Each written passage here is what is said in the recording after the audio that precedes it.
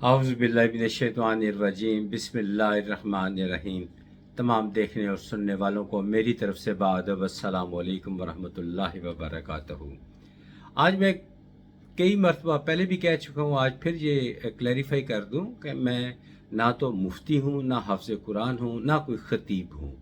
مجھے جو بھی اچھا لگتا ہے یا جو لوگ آپ کچھ پوچھتے ہیں اس کو میں اپنے الفاظ میں بیان کر دیتا ہوں، تو اس کو میری طرف سے کوئی خطابت یا تقریر نہ سمجھا کرے، باہمی گفتگو سمجھ لیا کرنے۔ مگر جو میں اپنا مقصد جو میرے دل میں ہوتا ہے وہ میں بیان کر دیتا ہوں، اور اکثریت کا یہ خیال ہے کہ ہمیں آپ کی بات سمجھ آ جاتی ہے۔ اب جیسے ایک ایسا سوال مجھ سے کیا گیا جو کہ فتویٰ ٹائپ ہے۔ سوال دیکھیں ایسا ہے کیا ہے نا کہ جس کا جواب میرا خیال ہے کم و بیش ہر مسلمان دے سکتا ہے۔ سوال یہ کیا گیا مجھ سے کہ کیا یہ جو عذاب ہوگا کیا یہ قبر میں بھی ہوگا اور کیا اگلے جہاں میں ہی صرف ہوگا؟ ادھر کچھ نہیں ہو، ادھر صرف حساب کتاب کے بعد ختم کر دیا جائے گا، اور پھر جو حساب کتاب روز قیامت ہوگا اور پھر فیصلہ ہوگا کہ اس پہ عذاب کرنا ہے، دوزخ میں جانا ہے، جنت میں جانا ہے، یہ اس کا فیصلہ ہوگا۔ کیا یعنی کہ اول قبر میں عذاب ہوگا کہ نہیں ہوگا؟ اگر ہوگا تو کتنا ہوگا؟ اور کیا اگلے جہاں میں ہی صرف عذاب ہوگا؟ تو میں اس بارے میں یہ بات بتا دوں، میرے پاس ایک بہت بڑی دلیل ہے، اور جو دین اسلام کا مطالعہ کرتے ہیں وہ اس بات کی تائید کریں گے کہ ایک دفعہ نبی پاک صلی اللہ علیہ وآلہ وسلم دو قبروں کے قریب سے گزرے تو پریشان ہوئے۔ تو جو اصحابہ اکرام تھے انہوں نے پوچھا کہ یا رسول اللہ کیا ہوا؟ فرمایا کہ ان دو قبروں پہ عذاب ہو رہا ہے، اور عذاب کی وجہ بھی بتا دی۔ وجہ کیا تھی؟ ایک کی وجہ یہ تھی کہ وہ جب پیشاب کرتا تو وہ اس کے قطرے اس کے جسم پہ یا کپڑوں پہ لگتے اور وہ بے احتیاطی کرتا اور انہیں صاف نہ کرتا، اس لیے اسے عذاب ہو رہا ہے۔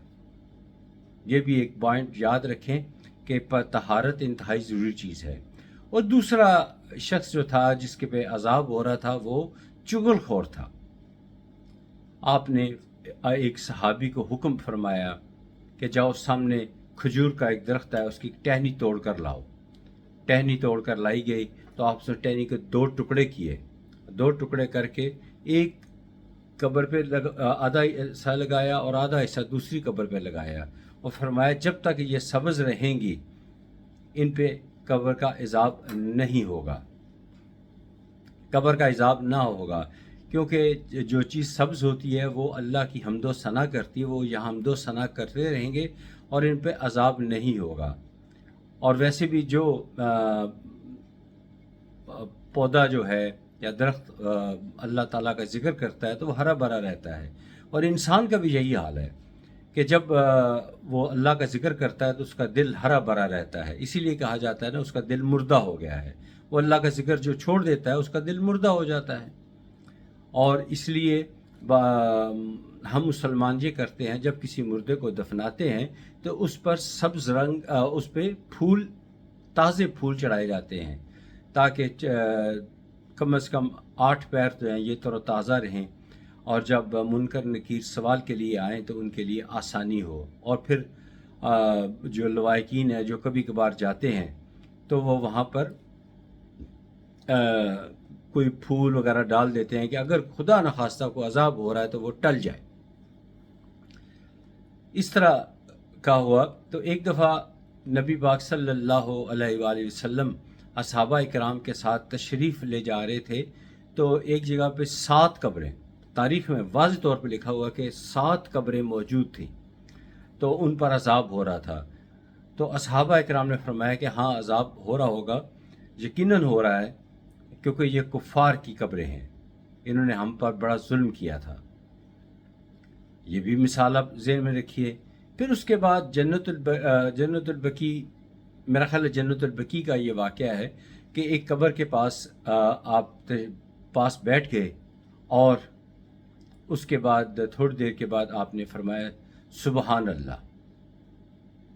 تو تمام صحابہ کرام نے پوچھا یا رسول اللہ فرمائیے کیا بات ہے؟ تو آپ نے فرمایا کہ قبر نے میرے صحابی کو دبوچا ہوا تھا، تو میں نے اللہ تعالیٰ سے دعا کی تو اللہ تعالیٰ نے کے حکم سے اس کا قبر نے اس کو آزاد کر دیا، اب اس پہ عذاب نہیں ہو رہا. اب میرے پاس اس سے بڑی دلائل اور کوئی نہیں ہے. بہتر جاننا چاہتے ہیں تو کسی عالم مفتی اس کے پاس چلے جائیے، میرے پاس تو یہی چیزیں ہیں. اللہ تعالیٰ سے دعا ہے کہ اللہ تعالیٰ ہمیں عذاب قبر سے محفوظ رکھے، دنیا بھی اچھی کرے، آخرت بھی اچھی فرمائے، انجام بخیر فرمائے اور روز قیامت بغیر کسی حساب کتاب کے بخش دے. آمین ثم آمین. آج کی ویڈیو ختم ہوئی، اگلی ویڈیو میں پھر ملاقات ہوگی آپ سے انشاءاللہ تعالی. تب تک خدا حافظ. السلام علیکم ورحمۃ اللہ وبرکاتہ.